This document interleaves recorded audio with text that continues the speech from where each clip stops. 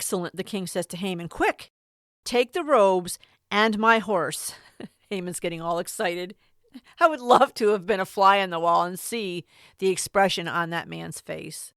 Quick, the king says, take the robes and my horse and do just as you have said for Mordecai the Jew, who sits at the gate of the palace. Leave nothing out you have suggested. So yeah, we don't get any details. This is just left up to your imagination. But verse 11, so Haman took the robes. He had to have been cursing and swearing as he did this, honestly.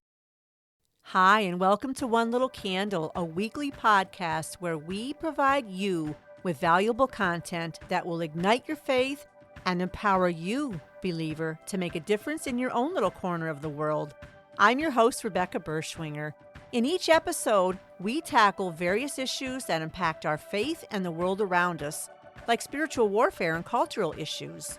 You'll also meet some amazing guests who stop by from time to time to share their inspiring testimonies, all with the goal of equipping you to be a shining light in a dark world, no matter how small your sphere of influence may seem, because even the smallest actions can have a profound impact.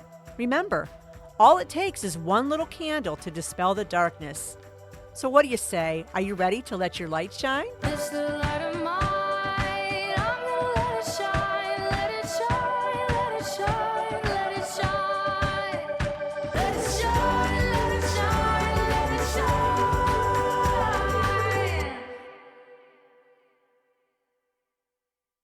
Well, hello and how are you today? Welcome back to One Little Candle. If you've been here before, if this is your first time, welcome. I'm so happy to have you as well. We are going to get right into things today and dig into chapters 4 through 7 of the Book of Esther. Now, if you haven't listened to chapters 1 through 3, the previous episode, please go back and do so. But for those of you who are ready right now, quick review of our story, what we covered last week in chapters 1 through 3. And we have an arrogant, pompous pagan king who becomes angry with his queen. And he, one thing I've noticed about King Xerxes is I feel like he doesn't really think for himself. And he's always surrounding himself with these so-called wise advisors who actually are just honestly a bunch of idiots. But then again, God has control over idiots as well, right? But yes, he's angry with his queen. He wants her banished. And so he puts this law into effect. And all the virgins in the kingdom are rounded up and brought to the fortress of Susa, where the king's palace is. And amongst these virgins was a young Jewish woman by the name of Hadassah. And so these virgins, when they were brought in, they were placed into harems. And so from among these virgins, the king is going to pick out a new queen for himself. And as we saw, God was doing his handiwork and orchestrating things so that a simple nobody in the kingdom of Persia, a Jewish girl, I'm sure unheard of, had access to a wealthy, powerful pagan king. And we have our enemy Haman, who is anti-Semitic, Jew hater, and he's the epitome of pride and arrogance. And he becomes angry that Mordecai refuses to bow to him or pay him homage. So he comes up with a plan not to just get even with Mordecai, but every Jew within that Persian empire there. So he convinces the king to, again, I don't know why this king doesn't think for himself, but he convinces King Xerxes to issue an edict that says that in a year, on a specific day, all the Jews, young and old, are to be annihilated and everything of theirs plundered. And so Susa falls into chaos, despair, and confusion, while Haman and King Xerxes are kind of putting their feet up and having a toast to this decision. So that is where we left off. All right. And again, I am using the NLT version for this. And here we are, chapter 4, verse 1. When Mordecai learned all that had been done, this is the edict to kill the Jews, Mordecai tore his clothes and put on sackcloth and ashes and went out into the midst of the city, and he cried out with a loud and bitter cry. Now think about this, okay? Mordecai, you want to talk about the weight of the world on your shoulders? He realizes that it was his refusal to bow to Haman that has caused this edict, this law that says that the Jews are to be killed. And so I'm sure he is obviously plagued with guilt and despair. That word seems to be coming into play quite a bit here. But yes, he's mourning for himself, for his cousin Esther, and for his people. But it says he went up to the entrance of the king's gate, for no one was allowed to enter the king's gate clothed in sackcloth. And as we know, sackcloth and ashes, back in that culture, that was how they mourned. It says in verse 3, and in every province, wherever the king's command and his decree reached, there was a great mourning among the Jews, with fasting and weeping and lamenting, and many of them lay in sackcloth and ashes. When Esther's young women and her eunuchs came and told her, the queen was deeply distressed. She sent garments to clothe Mordecai so that he might take off his sackcloth, because Mordecai wouldn't even be able to come near or approach her dressed like that. But it says he would not accept them. Then Esther called for Hathach, one of the king's eunuchs, who had been appointed to attend her, and ordered him to go to Mordecai to learn what this was and why it was. Hathach went out to Mordecai in the open square of the city in front of the king's gate, and Mordecai told him all that had happened to him, and the exact sum of money that Haman had promised to pay into the king's treasuries for the destruction of the Jews. Mordecai also gave him a copy of the written decree issued in Susa for their destruction, that he might show it to Esther and explain it to her, and command her to go to the king to beg his favor and plead with him on behalf of her people. So Hathach goes, he tells Esther what Mordecai says, and she tells Hathach to go to Mordecai, go back to Mordecai and say, all the king's servants and the people of the king's provinces, they know that if any man or woman goes to the king inside the inner court without being called, there is but one law. That law, to be put to death. Okay?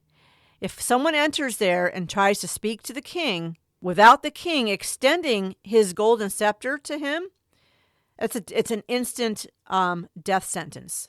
So you don't speak to that king, okay? You don't come out alive unless he holds out this golden scepter to you. And so the reason that this was done was to protect the king's life from would-be assassins. So I guess the king would extend the scepter, which was a sign of his authority, but he would only extend it to those whom he knew and he could trust, those who he welcomed a visit from. So you better hope that when you decide to approach the king, he's not in a bad mood, right?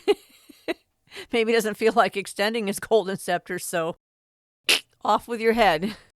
So Esther reminds Mordecai, or lets him know about the law, about the golden scepter, and she says, as for me, I haven't been called to come into the king these 30 days, so it's been a month. She's heard nothing from the king, and she's probably wondering, maybe I have lost favor with the king. Maybe he doesn't want me anymore. And so they tell Mordecai what Esther says. And so in verse 13 it says, then Mordecai told them to reply to Esther, do not think to yourself that in the king's palace you will escape any more than all the other Jews. So he says, hey, Esther, you're a Jew, remember?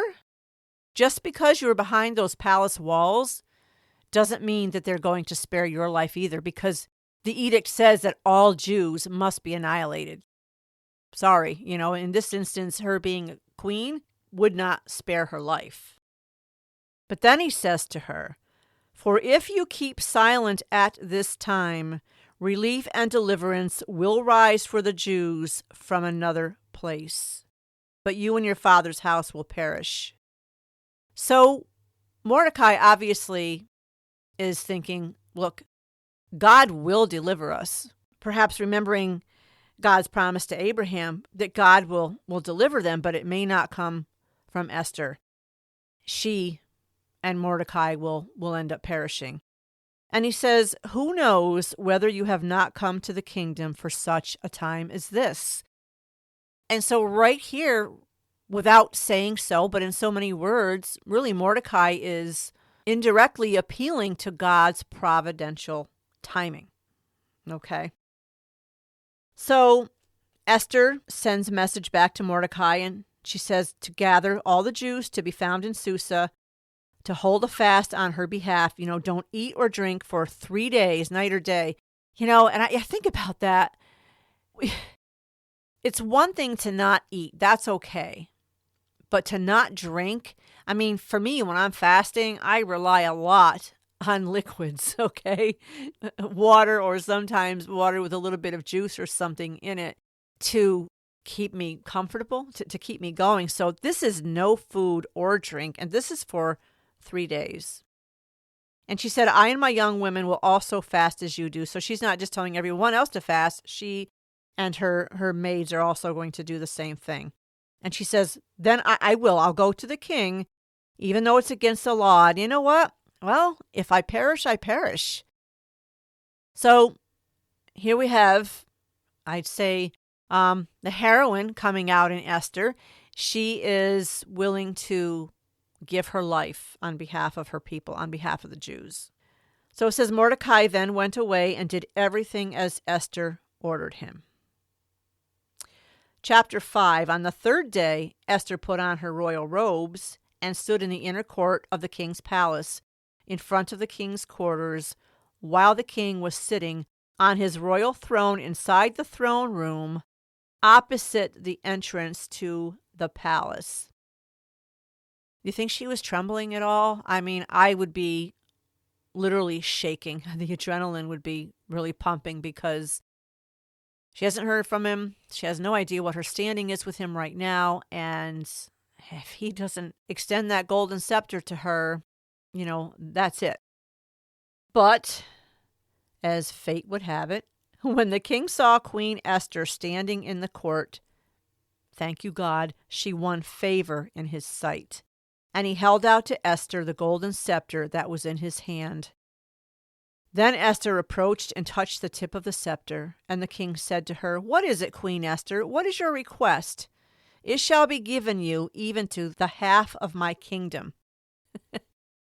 Yeah, he's offering to give her whatever she wants, even if she wants half the kingdom. And I think to myself, did he really mean that? Or was he just kind of, how people do that sometimes, just assuming that most certainly isn't what she would want, but it sounds good to offer it. But John MacArthur's commentary says, even to the half of my kingdom was royal hyperbole that was really not intended to be taken at face value.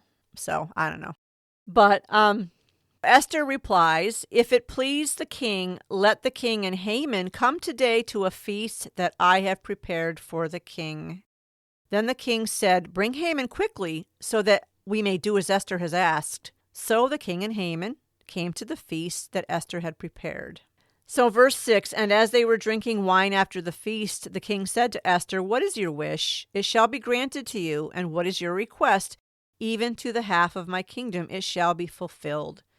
So Esther answers, "Well, my wish and my request is, if I have found favor in the sight of the king, and if it please the king to grant my wish and fulfill my request, let the king and Haman come to the feast that I will prepare for them, and tomorrow I will do as the king has said." When I read language like this, and I just realized I just read the first chapter and a half from the ESV, even though I meant to be using the NLT. Because I have the ESV here in front of me, too, for some commentary. But, oh, well, that's how it's staying.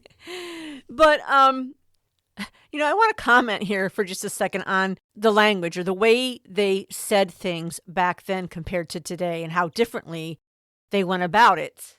And I'm sure you've probably noticed this many times in the Bible, but when Esther was requesting from the king to have another feast, she says, "This is my request and deepest wish. If I have found favor with the king, and if it pleases the king to grant my request and do what I ask, Please come with Haman tomorrow to the banquet I will prepare for you. Then I will explain what this is all about. Well, in today's language, it would have been like, well, King Xerxes, if it's okay with you, I'd like to do this again tomorrow. And then I'll let you know what it's about. And that would be it. But I think they were a lot more wordy back then, I guess. Anyway, totally different way of communicating nowadays. Okay, I'm going back to the NLT here. But anyway, she promises that tomorrow at the next banquet that she was going to prepare for the king and Haman, she would explain what it was all about. So verse 9, chapter 5, Haman was a happy man, yeah, I bet he was, as he left the banquet. But when he saw Mordecai sitting at the palace gate, not standing up or trembling nervously before him, Haman became furious. Now, see what I mean about the stupidity, the pride and arrogance, the stupidity of it all? Here he was, the only invitee to dine with the king and the queen of a powerful empire. Okay? He's up there. He's rubbing shoulders with the in crowd. Okay? He's wealthy. He's got basically the whole world, so to speak, at his fingertips. But yet he sees one man, Mordecai, the man who refuses to bow to him, and everything just goes out the window. And he's hyper-focused on that because he has this deep hatred of not just Mordecai, but the Jews. And so this just overtakes everything. And I just think about the hatred that we see today of the Jewish people, these pro-Palestine, I'm not going to call names, people. They were blocking the Chicago O'Hare airport, and people were having to leave their cars and walk with their luggage to get to their flights. They blocked off the Golden Gate Bridge. And, I'm just at the point where it's like, and I'm dead serious when I say this, round them up, ship them off to Gaza. They need a dose of reality. And frankly, I don't want these people around my kids or my grandkids, truth be told. But yeah, this is what hate does. It really skews your thinking, and it just overtakes you. But so yes, he's furious, okay? Mordecai just ruined all his fun, the sight of Mordecai. But it says, however, in verse 10, he restrained himself and went on home. Then Haman gathered together his friends and Zeresh, his wife, and boasted to them about his great wealth and his many children. I guess he had at least 10 sons, but he's bragging about how great his family is and his life and his wealth. And it says he bragged about the honors the king had given him and how he had been promoted over all the other nobles and officials. Then Haman added, and that's not all. Queen Esther invited only me. Hear that, guys? Only me. And the king himself to the banquet she prepared for us. Guess what? She's actually invited me back tomorrow. Yeah. Mm-hmm.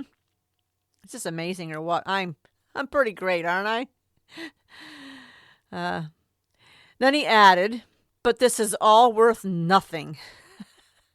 As long as I see Mordecai the Jew just sitting there at the palace gate. So Haman's wife Zeresh and all his friends suggested, hey, Haman, how about this? Why don't you set up a sharpened pole that stands about 75 feet tall? And in the morning, ask the king, because he does whatever people tell him. That was me saying that. Ask the king to impale Mordecai on it. And then when this is done, you can just go on your merry way to the banquet with the king. Can you imagine suggesting that to someone? So obviously, they're just as bad as he is. But now they refer to it, the ESV actually calls it a gallows. Okay, it's gallows 50 cubits high. Now, these gallows were actually, which is how the NLT is describing it, is they're not with the noose like we think they are. We picture gallows for hanging. When we hear gallows, we think of someone hanging with a noose around their neck. But it was a stake which they would be impaled to death on, or even displayed up there after their death. So that's what that really was. So yes, Haman's very pleased with his friends and family's advice, and so he has that sharpened pole, 75-foot tall pole, set up. However, God is still busy, right? Chapter 6, verse 1. That night the king had trouble sleeping. Wonder who was causing the insomnia. Maybe he had too much caffeine? Or perhaps it was God. I'd say the latter. But the king orders an attendant to bring the book of the history of his reign so it could be read to him. Why would he ask for that? In those records, he discovered an account of how Mordecai had exposed the plot of Bigthana and Teresh, two of the eunuchs who guarded the door to the king's private quarters. They had plotted to assassinate King Xerxes. So he says, well, what reward or recognition did we ever give to Mordecai for this? And the attendants are shrugging their shoulders. Well, actually, Your Highness, nothing's been done for him. Verse 4 says, "Who was that in the outer court?" the king inquired. As it happened, Haman had just arrived in the outer court of the palace to ask the king to impale Mordecai on the pole he had prepared. So he's there, all confident because the king listens to him. I guarantee you he's positive that the king is going to grant his request. So the attendant says, well, that's Haman out in the court. And so the king says, well, bring him in. So Haman comes in. Now the king asking about Mordecai, okay, they're coming from two different places here. They're both thinking about Mordecai, right? However, one wants to kill him, the other one wants to honor him. And so King Xerxes says, Haman, what should I do to honor a man who truly pleases me? Now, as any proud and arrogant and narcissistic person would do, Haman thinks to himself, oh, obviously he's talking about me. And so he replies in a manner in which he himself would love to be honored. And so he says, if the king wishes to honor someone, he should bring out one of the king's own royal robes, as well as a horse that the king himself has ridden, one with a royal emblem on its head. He's got all the details worked out. Wonder how long he fantasized about this one. Let the robes and the horse be handed over to one of the king's most noble officials. Well, that would be him, right? And let him see that the man whom the king wishes to honor is dressed in the king's robes and led through the city square on the king's horse. Have the officials shout as they go, this is what the king does for someone he wishes to honor. All right. King Xerxes loves this idea. He couldn't have thought anything up better himself, right? Excellent, the king says to Haman. Quick, take the robes and my horse. Haman's getting all excited. I would love to have been a fly on the wall and see the expression on that man's face. Quick, the king says, take the robes and my horse and do just as you have said for Mordecai the Jew, who sits at the gate of the palace. Leave nothing out you have suggested. So yeah, we don't get any details. This is just left up to your imagination. But verse 11, so Haman took the robes. He had to have been cursing and swearing as he did this, honestly. Haman took the robes and put them on Mordecai. Humble pie.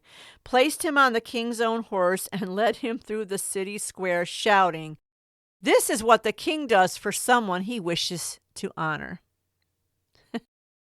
Afterward, Mordecai returned to the palace gate, but Haman hurried home dejected and completely humiliated. My, how the tables have turned. Yet one day, Mordecai is at the king's gate in sackcloth and ashes, and next thing you know, he's arriving there in royal robes on a royal horse, getting all this honor. Verse 13, when Haman told his wife Zeresh and all his friends what had happened, his wise advisors and his wife said, since Mordecai, this man who has humiliated you, is of Jewish birth, you will never succeed in your plans against him. It will be fatal to continue opposing him. You know, that's quite the amazing verse. Let me read that again here, their response. For once, these so-called wise men, what they said was wise. He said, "This man is of Jewish birth. You will never succeed in your plans against him. It will be fatal to continue opposing him." They must have had an idea of, well, quite an idea of the history of the Jews. Okay? Because the fact is, as John MacArthur says, divine prophecy, neither that nor biblical history was in Haman's favor here, okay? And these people must have known it. They had some knowledge of biblical history, and they were wise enough to say, you know what, maybe you had better let this go. But while they were still talking, in verse 14, the king's eunuchs arrived and quickly took Haman to the banquet Esther had prepared. Chapter 7. So the king and Haman went to Queen Esther's banquet. On the second occasion, while they were drinking wine, the king again said to Esther, "Tell me what you want, Queen Esther. What is your request? I will give it to you, even if it is half the kingdom." So Queen Esther replies, "If I have found favor with the king, and if it pleases the king to grant my request, I ask that my life and the lives of my people will be spared." So, cat's out of the bag, okay? She's admitting she's a Jew because this has been kept secret up until now. "For my people and I have been sold to those who would kill, slaughter, and annihilate us. If we had merely been sold as slaves, I could remain quiet, for that would be too trivial a matter to warrant disturbing the king." Well, now King Xerxes is up in arms. It's a short-term memory. "Who would do such a thing?" King Xerxes demanded. "Who would be so presumptuous as to touch you?" Esther replied, "This wicked Haman is our adversary and our enemy." Haman grew pale with fright before the king and queen. Then the king jumped to his feet in a rage and went out to the palace garden. Whew. Talk about scared to death, right? And as I'm sure Haman was literally trembling in his boots or his sandals or whatever he was wearing. So it says that Haman stayed behind with Queen Esther to plead for his life with her because he knew what the king's intentions were, and that would be to kill him. So there's that word again, in despair. He fell on the couch where Queen Esther was reclining. So think about that. She's I can picture her now. She's sitting there. She's got her feet up, one arm over the back of the couch, just kind of chilling, reclining, taking it all in. And we have Haman scared to death, okay? So we got the king. He's coming back from the palace garden, and he sees Haman on the couch. He probably maybe draped himself over Esther's lap in a posture of extreme humility or begging desperation. And the king sees it and he exclaims, "Will he even assault the queen right here in the palace before my very eyes?" So the king's taking it much differently than what obviously Haman intended for it to be. But it says, as soon as the king spoke, his attendants covered Haman's face, signaling his doom. Then Harbona, one of the king's eunuchs, said, "Actually, you know what?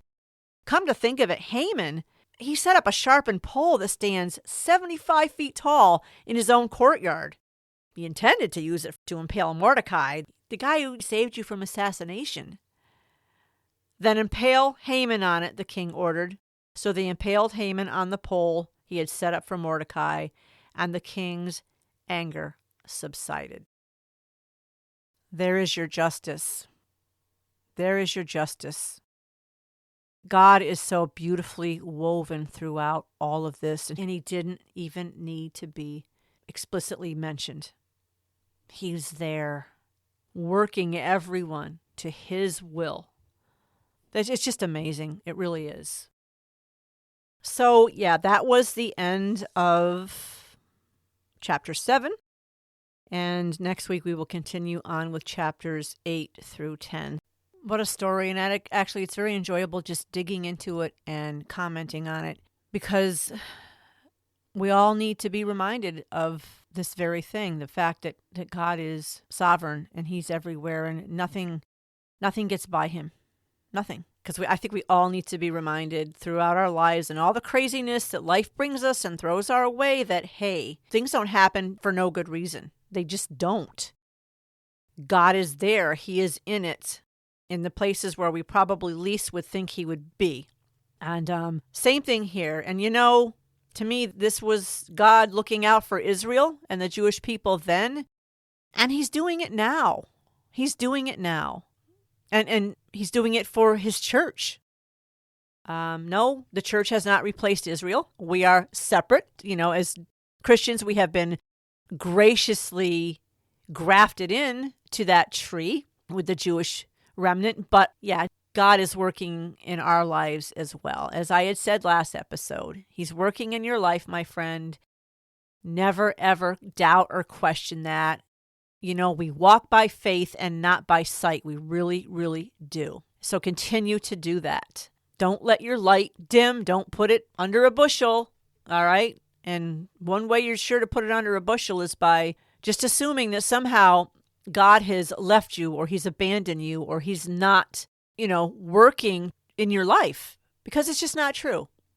It's just not true. His will be done. I did not do a song last week, but I do have one for this week. This is one of my favorites, and I thought, well, if anyone listening is struggling with having to face the future, not knowing what the future holds, and just wondering if they can even face tomorrow. I love the song called Because He Lives, I Can Face Tomorrow, and that is going to be the song for the week. Please have a listen to it. You hear it? But yes, it's a wonderful song. I will leave the YouTube link for you in the podcast show notes.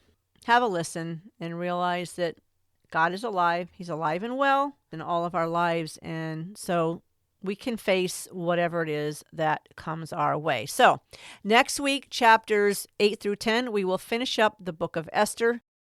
Find out exactly how they are going to get out of this mess that Haman and King Xerxes have created. Because it's not going to be as easy as one would think. So looking forward to sharing that with you next week. All right, my friends, until next time, you take care and God bless. It's the